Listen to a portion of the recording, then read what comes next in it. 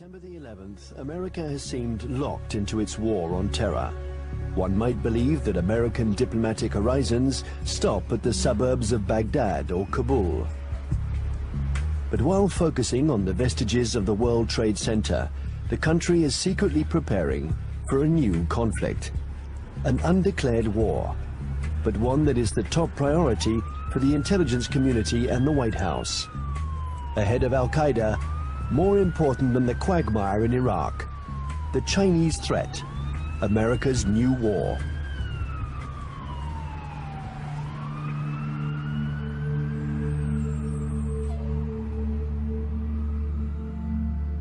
They have a term they call comprehensive national power, which is economic, political, military, all together, cultural. And they say this is the essence of China. This is the time for China to rise. Our time has come. This is the Tang Dynasty again. We are a great power. We are a world power. They are playing the old Sun Tzu game, winning the fight without firing a bullet, or that isn't what Sun Tzu said, but win the battle without losing men. That's the best way of winning. And I think they're very conscious of this, but they're willing to fight.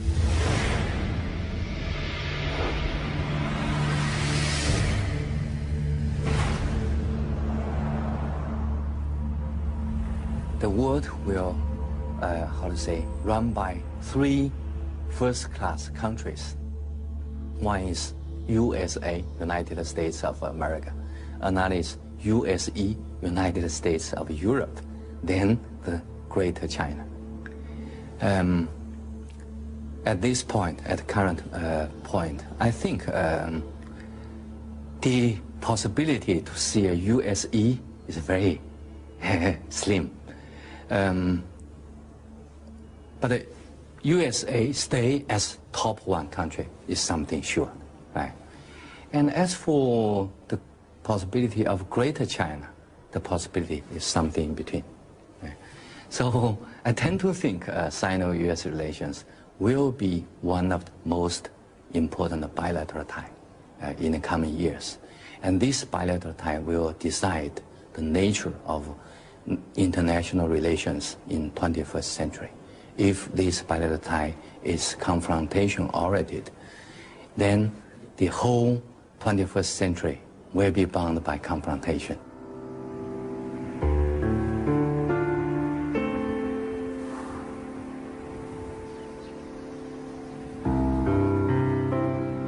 Kinmen Island, the actual frontier between the two giants, and where the ultimate confrontation may take place. This little island belongs to Taiwan, but it is only 2 kilometers from the Chinese coast.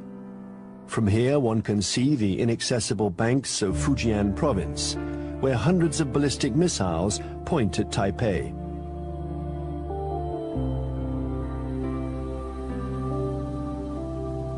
"24 hours a day, for 60 years, Taiwan has been watching Communist China. This island, regularly threatened by Beijing, has been bombarded thousands of times. It has never surrendered.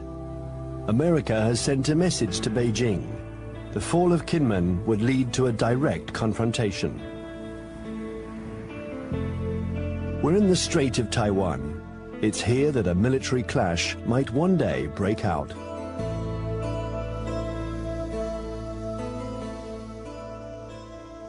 Taiwan is one of those emotional hot-button issues, the way Jerusalem is to Palestinians and Israelis, the way Kosovo was to the Albanians and Serbs.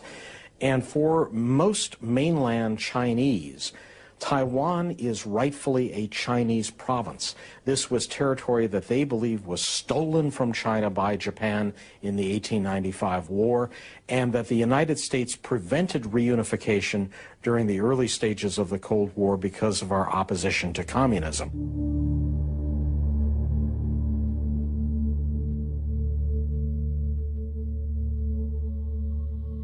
In 1996, here in the Straits of Taiwan, China and America engaged in their biggest military standoff. The ongoing elections in Taiwan annoyed the regime in Beijing, so the Chinese army decided to launch huge military maneuvers to test the Americans' reaction.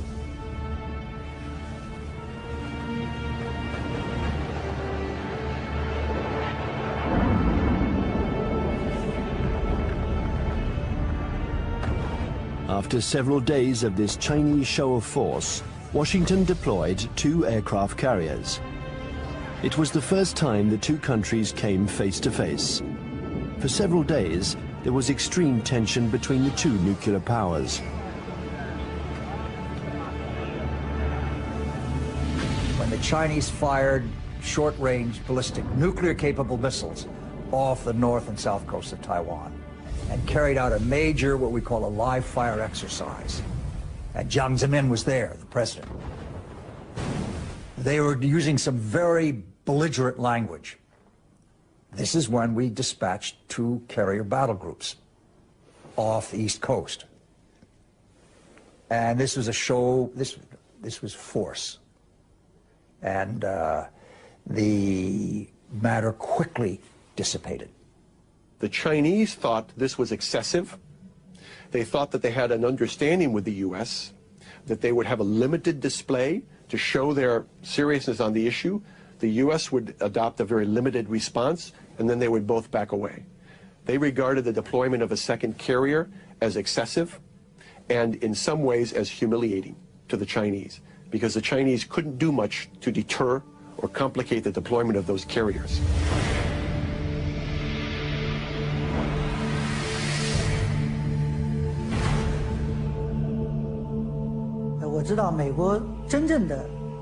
I know this story well, and I can tell you that the truth is very different from the American propaganda. I was there in 1996. The Americans had promised to send an aircraft carrier to Taiwan for Election Day to protect Taiwan.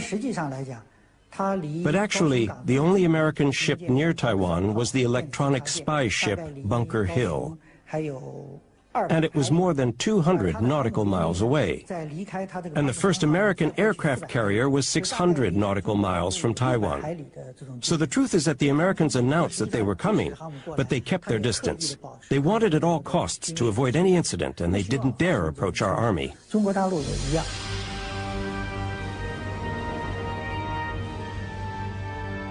Even if the Americans didn't take much of a risk, in the eyes of the world, they reaffirmed a sacred principle of their foreign policy. They support Taiwan. And they will continue to do so regardless of China's growing power. I think believes Taiwan is very important for a number of reasons, not to mention the fact that it's our 8th largest trading partner, our 6th largest market for agricultural goods. It's one of America's most important sources of high-tech semiconductor products. Even though they're imported to the United States via China, they're made in Taiwan. But that, of course, isn't the only thing. The real reason I think America has a commitment to Taiwan is because Taiwan is a democracy. It is, in fact, the most vibrant and dynamic democracy in East Asia. And it's a democracy that came to fruition under the pressure of the U.S. government, primarily the Congress, after 40 years of very tight authoritarian rule by a regime that came from mainland China.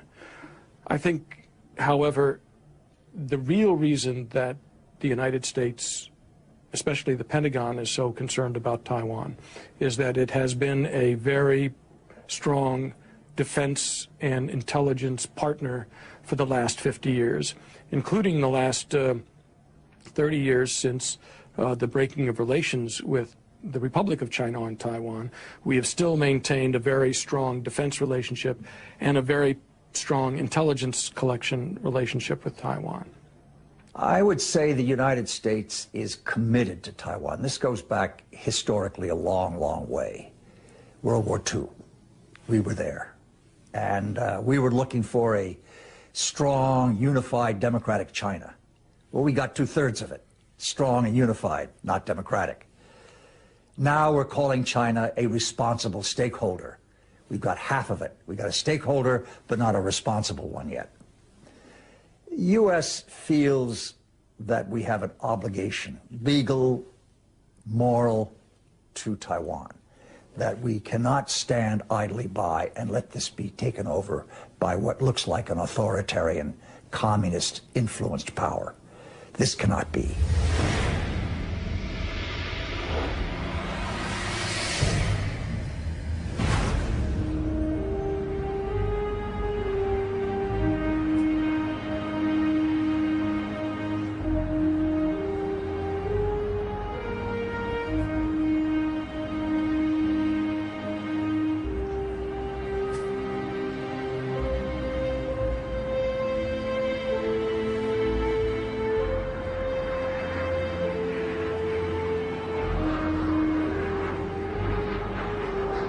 Taiwan, an island of 23 million inhabitants, 250 kilometers from the Chinese coast, is today the most explosive strategic issue between China and the United States.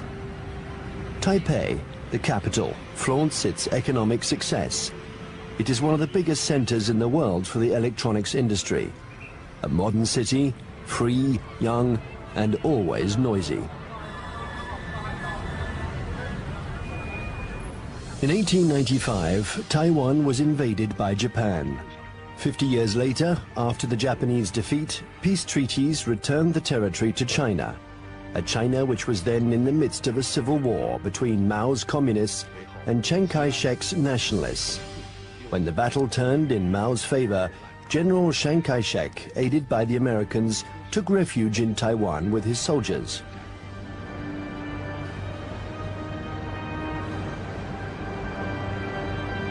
Since then, two Chinese governments have coexisted. In Beijing, the communist regime that controls the entire mainland. And in Taipei, the nationalist regime, having become little by little a democracy, calling itself the Republic of China, which rules only Taiwan. Officially, these two governments both claim to be the legitimate representatives of all the Chinese. Taiwan is not recognized as a state by the UN. Only 20 small countries maintain diplomatic relations with the island. A fragile independence, while Beijing still considers Taiwan as the 23rd province of the People's Republic. A rebel province that the regime intends to reunite with the motherland. I would say two major motivations. There are many others, but two major ones. The first one is national pride. Unification of China. They are committed to this. This is a strong emotional drive in China. And you don't downplay it. It's real. It's powerful. The second is strategic. They know through history, if Taiwan is in unfriendly hands, that China is very badly affected. If you turn the globe around, and if you were the Navy commander of the Chinese armed forces, then you will see the only way to protect my coastline is to extend our defense and power projection capability far away from our territory. Why I need to do that? Because the economic center, financial center, education center, production center of today's China is all on the coastline. So the Navy's mission is to make sure that nobody touched this so I can continue to grow. To go out, you have a big stone right there. You can go other places, but there is a stopper, a stone blocking your way, and that's Taiwan. Now, Taiwan depends on the outcome of elections that could change its executive power and stock market risks that can endanger its economy. Beijing, nevertheless, has understood that whatever the mood on the island, especially when it is favorable to political reconciliation, the strategy must never change. Imperturbable, the communist regime continues. On one hand, to offer Taiwan favorable business privileges on the mainland. On the other hand, it regularly reiterates its military threats. If the Taiwanese are too insistent about their desire for independence, they're going to have to fight for it. Whatever Taiwan's political tendencies, Beijing's position doesn't change one iota.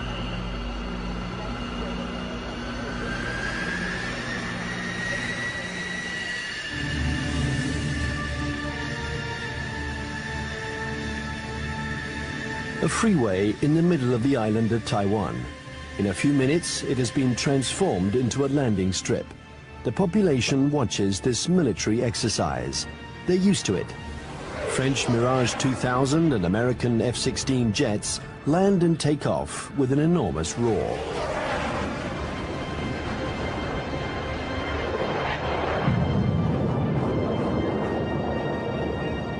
Faced with the uncertainty of American support, Taiwan organizes its own defense. Everyone knows that the airports will be the first target. Strategists on both sides of the strait affirm that the war will first begin with an air battle.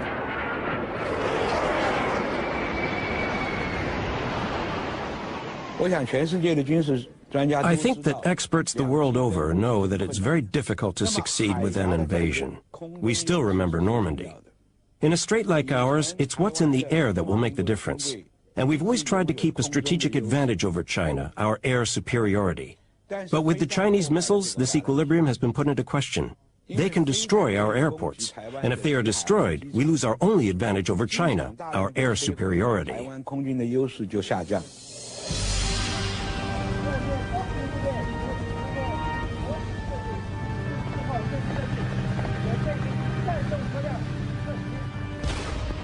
Taiwan's military power is concentrated in its air force, but also in special ground forces. They are training to face the Chinese People's Liberation Army. In the event of a conflict, they expect elite Chinese troops to parachute onto the island to attack strategic targets. Every Taiwanese people here knows that when the war comes, Taiwan is going to take the first bullet. We are going to take the first bullet, and probably we're going to take the bullets continuing for about 2 weeks until a month, until that the United States coming. And there's no way that U.S. will come here to fight a difficult fight. If they really want to get involved, it's better for them that to wait when the Taiwanese people, we are wearing down the Chinese elite troops and give them the huge number of the sacrifice. And then the U.S. can come in and clean out the battlefield and win an easy fight. Everybody in Taiwan knows that.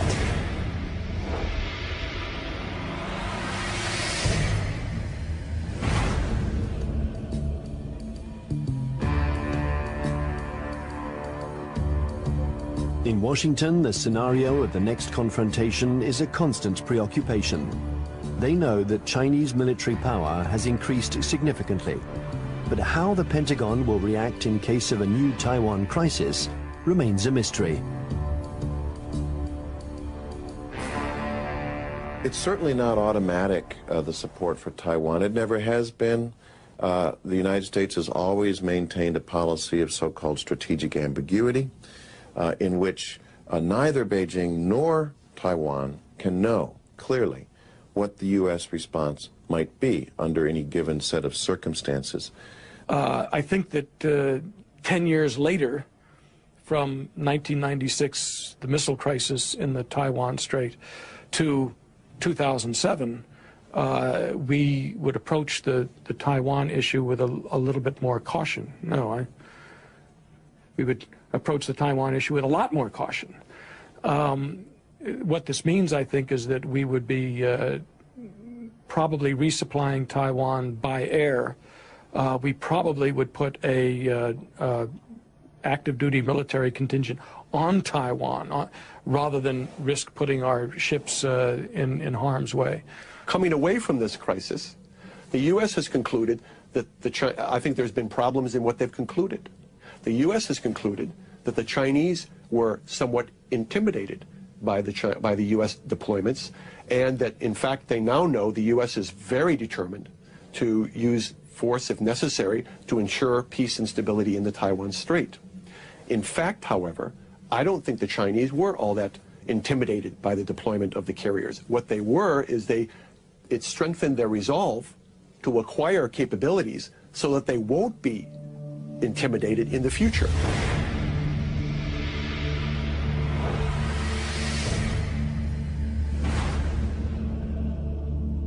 since the 1996 confrontation between China and the United States around the Taiwan issue, I think China's military modernization speed up. And people saw some achievements, right? Now China owns J-10.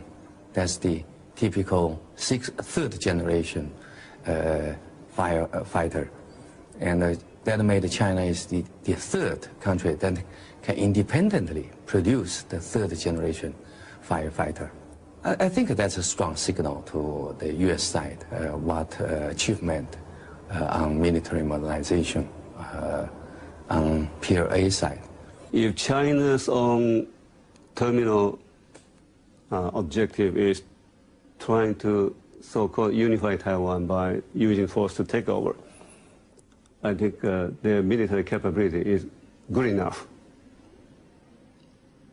But I don't see that, because they're increasing their military budget over the last decade, almost every year, 2-digit, and their budget is not transparent. Some observers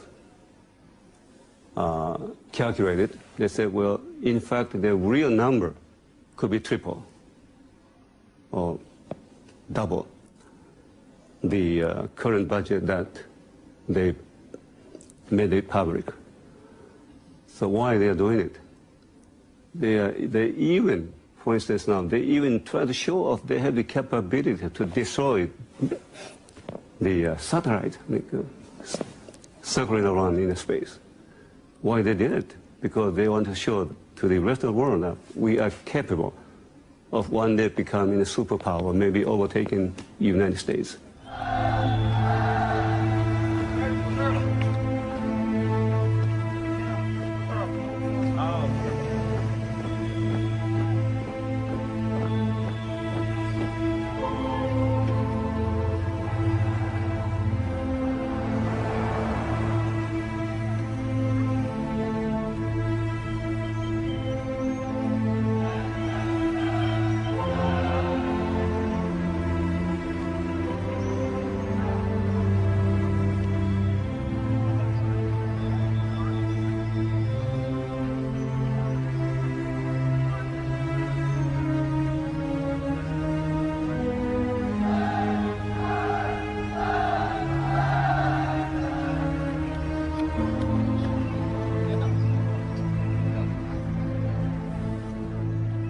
Frankly speaking, the status quo balance of power is still strongly in favor of the United States. But the situation of balance of power is on the change. And I think time is on China's side.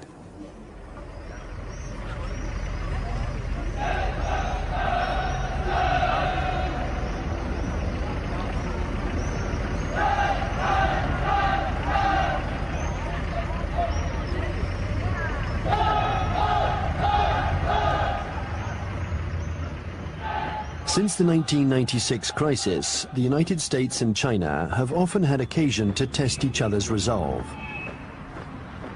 Small conflicts, sometimes public, sometimes secret, that can be understood today as a pattern of confrontations between the two powers.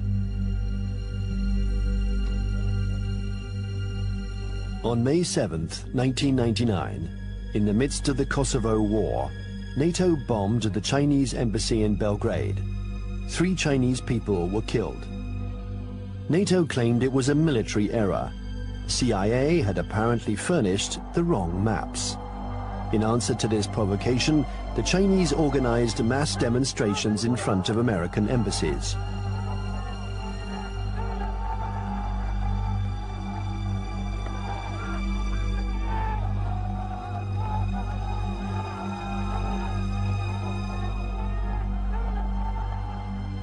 Less than 2 years later, China had its revenge.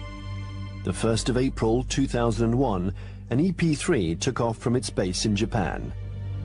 It's a spy plane that flies regular electronic surveillance missions along the Chinese coast.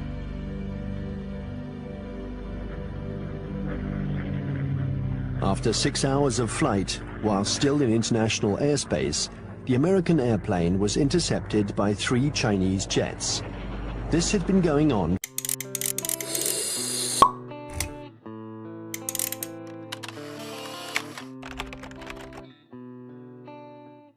for some months.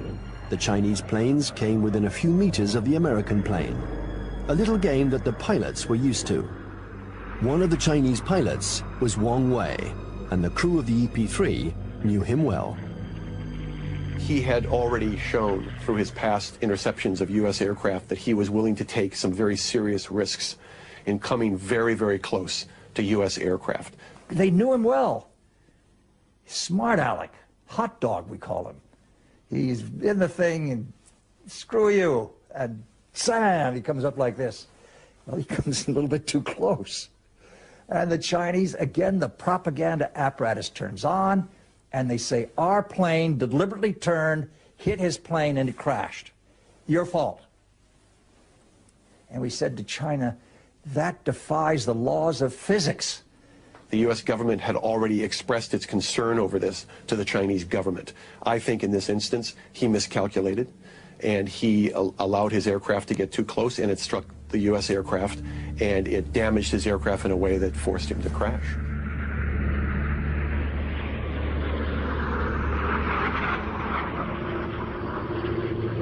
The Chinese jet plunged into the sea. Its pilot was declared missing. The EP-3 was seriously damaged. It was forced to make an emergency landing, but the closest airstrip was a Chinese military airbase. The airplane succeeded in landing there, but it was now in Hainan, and the crew was immediately taken prisoner. Our air crew is immune to PRC jurisdiction. For the next 10 days, China and the US would perform a diplomatic ballet, each accusing the other of responsibility for the accident. Beijing refused to liberate the crew. This bought time for their military experts to inspect and dismantle the American airplane, which was jam-packed with secret defense equipment. Oh, they got the equipment from the plane, and they studied it and took all these things from it. Yeah, they got something. But I mean, it's no big deal. Finally, 10 days later, a letter from the US ambassador apologized for the death of the Chinese pilot, and the crew was freed.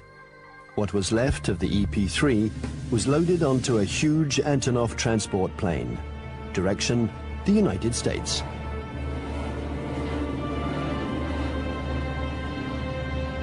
The People's Liberation Army did the same thing after each small battle. They analyzed all American techniques and strategies. It was almost an obsession with Beijing.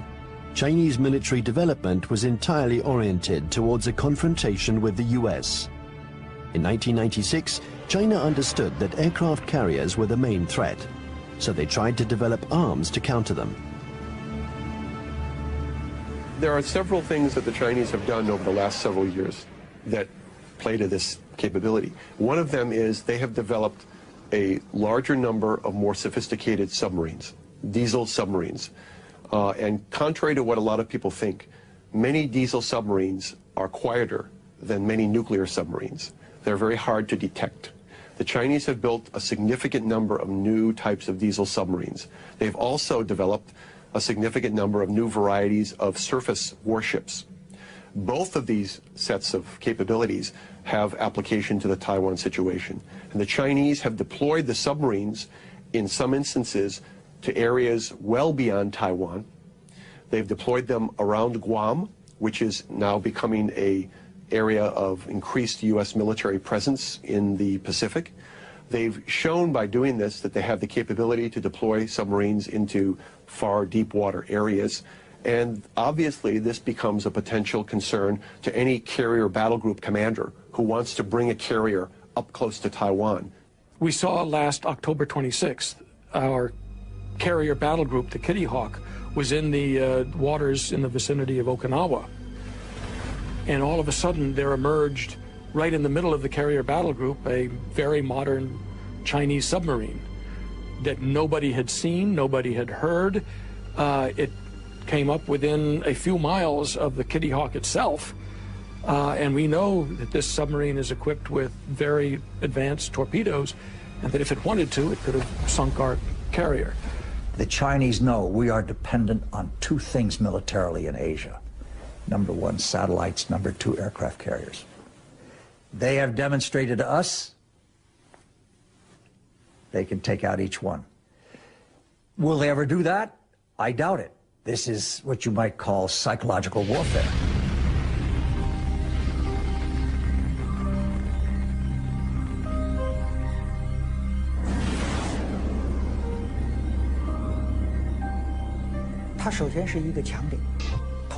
Satellites are an American strong point, but if you look closely, they can also be a weak point.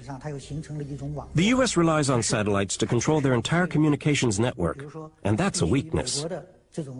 Today, and we were able to verify this during the last conflicts, the American military depends too much on its electronics and satellites. This dependence reminds me of the Greek legend. The powerful Achilles, who was invulnerable, except for his heel. And satellites are a little like the American Achilles heel. The 11th of September 2006, the People's Liberation Army launched a missile that destroyed one of its own satellites. The explosion in space was obviously immediately detected by the Pentagon. There was consternation in Washington. Nobody had anticipated this Chinese initiative. The Chinese have had an anti-satellite program for some time now, and it's designed primarily to, again, to deter the United States or to complicate U.S. decisions in the event of a crisis. So yes, I think the recent shot by the missile to fire against their own satellite and shoot down their own satellite was designed to convey a signal to the United States about the fact that the Chinese are not simply going to sit back, in their view, and allow the U.S. to have predominant influence. They are going to try to influence the situation, in this case, in sort of an asymmetrical way, by threatening what is regarded as one of the critical areas of U.S. surveillance. The Chinese army has also developed another system to blind American satellites. These are giant lasers that don't destroy them, but blind them enough to make them useless. This isn't science fiction, but a technology that is already in use. And then there exists a still more terrible weapon, a weapon that the Americans and the French have already mastered. Its development was a priority for the Chinese army. The Chinese have followed very closely the American dependence on the electromagnetic spectrum, the use of communications and networking among satellites and ships and command systems to fight a war. They saw what happened in the first Gulf War. They saw what happened in Kosovo. They watched Afghanistan. They watched the second Gulf War. And they realized that we are more and more dependent on the electromagnetic spectrum and moving communications back and forth. And an electromagnetic pulse, which is produced by detonating a nuclear weapon, usually fries transistors and stops that kind of communication. An electromagnetic impulse weapon uses a nuclear explosion to generate an electromagnetic wave. When this wave hits boats or planes, it instantaneously destroys all electronic equipment. No one dies, provided they are far enough away from the nuclear explosion. But the American battleships, totally dependent on electronics, would immediately be disabled. The Pentagon report described a nuclear detonated or nuclear generated EMP. I asked people in Pentagon, why don't you say they have conventionally generated EMP? They say, we don't want them to know whether we know them. The conventionally generated EMP is less problematic, and it is more useful or more usable, because when you have this EMP, there will be no nuclear fallouts. There will be less international protests. They already have it. Yes, it is like shooting down a satellite getting the submarine under the aircraft carrier, EP-3 incident off Hainan. It is, look, we mean business. You pay attention to what we're doing. We're publishing the figures that our military budget is going up because we are creating a strong defense against you. China's developing power isn't only military. The regime has understood that it has to make use of every citizen, every business, every organization in its confrontation with the United States. An arms race wouldn't make sense against Washington. It's a war to control energy, the media, culture, and raw materials. And facing an America that overconsumes, that is deeply in debt, an America weakened by its own excesses, China counters with its best weapon, its breathtaking economic growth. The new threat isn't the classic military threat, direct confrontation between one country and another. Today it's no longer guns against guns, airplane against airplane, or tank against tank. Confrontation takes many forms, in many different areas. For example, in finance or the media, there can be attacks in all these areas. The object of these new kinds of conflicts is the same as in a conventional military confrontation, forcing the enemy to accept certain conditions. It's still war, but war today goes beyond this military domain. It's what we call an unrestricted war. One has to learn to decode the battles in this new war. Sometimes they are small events that seem harmless at first. Thus, on February 27th, 2007, the main American stock indexes plunged. Paris had just lost 3%. New York is in an uproar. The cause of this mini crash began with a tornado that originated on the other side of the world, in Shanghai. Suddenly, and with no apparent reason, the stock market there lost 9%, and it took the whole planet down with it. Nobody really understands what happened, but in New York, they pondered the lesson. China had just shown that it could use its new economic power to destabilize its adversaries, above all when they are weakened, like the United States, by the subprime crisis. Beijing uses economy in several ways. First, by influence. In Southeast Asia, worldwide. They invest money when the leaders visit their capital. Then they sign some agreements. The second is what you said. They would only hint at something they might do. For instance, the now $1.2 trillion US foreign reserve of China as of the end of March 2007, 40% of them are deposited in United States Treasury bills. So if Beijing decides to transfer that to euros, it will be very painful for the United States. But Beijing doesn't need to say. It only hints here and there. And Washington feels a big headache. Thus, China and America multiply their battlefields. There is the piracy of Hollywood DVDs, the recall of Chinese toys by American builders, the reception of the Dalai Lama in Washington, the buying up of oil companies by Beijing, hundreds of conflicts. China and America think that they have to dominate in order to survive. The U.S. consumed over 35% of the whole, global consumption, right? 8 times as their population percentage. So they enjoy this position as the only superpower. Then they can get extra resources. So there is a bipartisan support stance for U.S. foreign policy. They will remain as the only world leader in the world.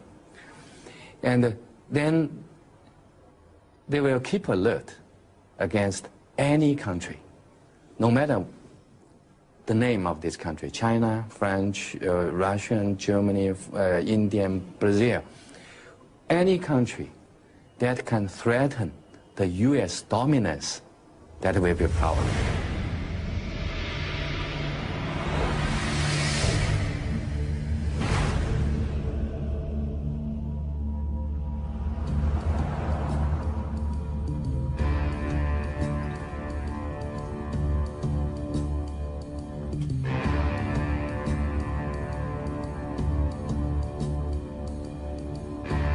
In Washington, China has become the major preoccupation of every administration. China is a competitor in the realms of economics, media, and technology.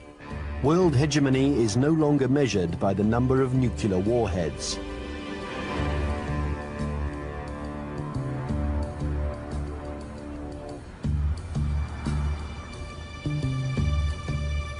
Congress has even created a permanent investigation commission, unique in its kind, whose mission is to study the economic and security challenges posed by China. Russia never got that kind of attention during the times of the Cold War.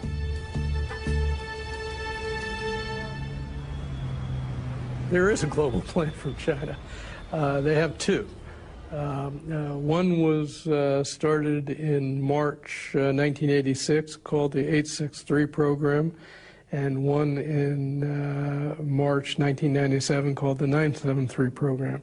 The first, the 863 program, called the Torch Plan, was a global plan designed to gather and bring to China dual-use technologies that could be used to improve China's technological base and economy and industry while improving its military capacity. And it's an organized thing, you know. Each industry every year from the central government gets goals and targets and objectives and gets told to send people out and go do that.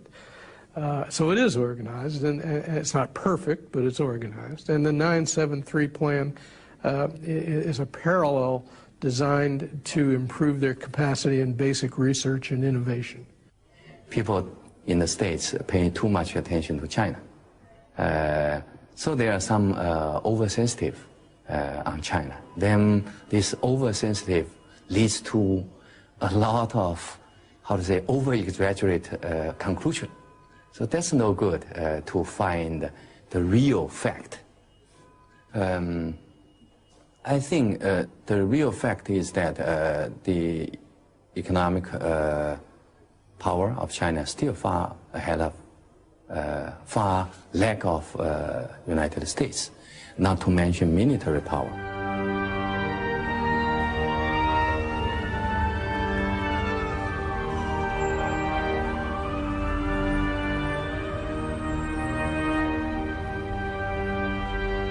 If the French Foreign Intelligence Collection Service goes to a student and says, while you're at Tufts University, we want you to go over to some laboratory and gather this, the student can say, I'm busy.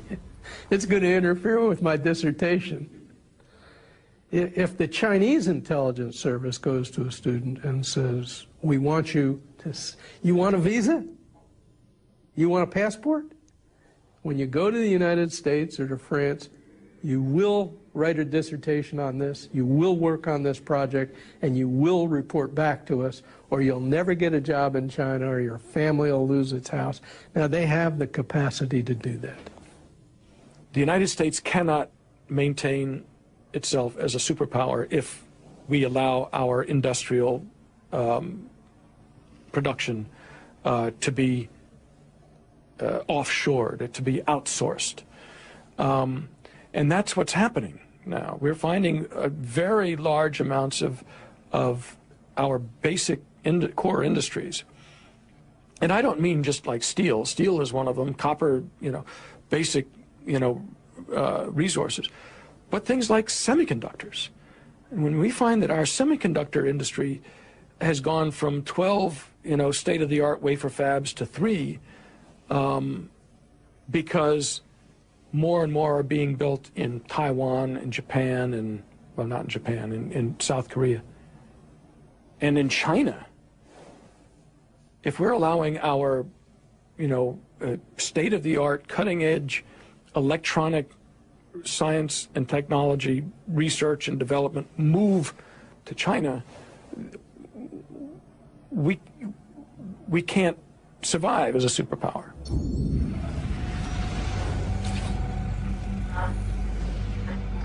This technological war culminates in cyberspace. China and the US have armies which are developing cyber soldiers who spy on or attack each other's computer networks.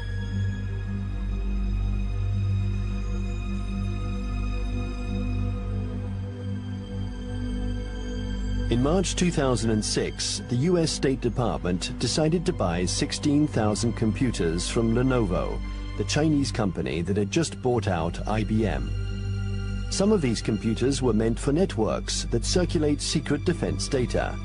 Larry Wurtzel and his commission intervened to stop the delivery.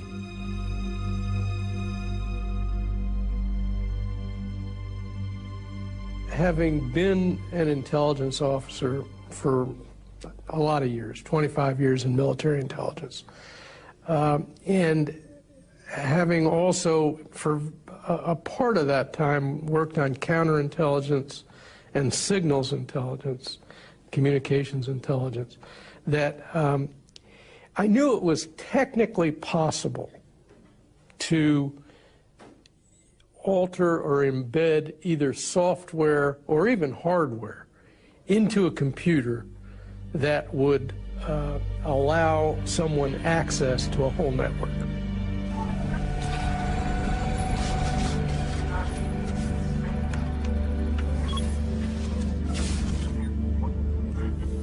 The entire Bureau of Export Controls of the Department of Commerce was attacked and shut down by, turns out, hackers from China. The State Department itself lost a bureau and all its computers by hackers from China. The National Defense University of the United States had its computer systems shut down, and the Naval War College had its computer system shut down. Other computer systems, government computer systems, have been attacked. And I think General Cartwright, the commander of the U.S. Strategic Command, has recently testified in front of Congress about this. So I knew these things were going on. There's more going on that we learn about on the Commission because we do have access to classified information. I can only say that in many cases, the United States knows these attacks are coming from China and knows that they're coming even from specific organizations in China. But I can't go into the details on who. The war on the Internet is as old as the Internet itself. And one can't say that this was a Chinese invention. In America, the CIA and NASA employ 25,000 people to work on the Internet. They have the largest Internet surveillance and listening centers. So it's true, war exists on the Internet. The war has begun without a single missile being fired, without the world noticing. The war has begun in all of these new technologies. Many civil technologies also have military applications. This is especially true of the entire electronics industry and the Internet. They're new battlefields in an unrestricted war. The media, finance, business, all these are included. It's a war because there is real antagonism, and both parties try to take advantage of their adversary. It's a new form of war, the unrestricted war. This unrestricted war has already begun. Almost everywhere in the world, there is a fight for oil, for water, for resources that are dwindling in the eyes of the West because of China's development. America uses its military might to assure its power and guarantee its vital supplies. China employs an asymmetrical strategy. It looks for its adversaries' weak points. Nevertheless, this war is apparent everywhere in the world. In North Korea, Myanmar, Iran, or Darfur. In all the hotspots, China and America are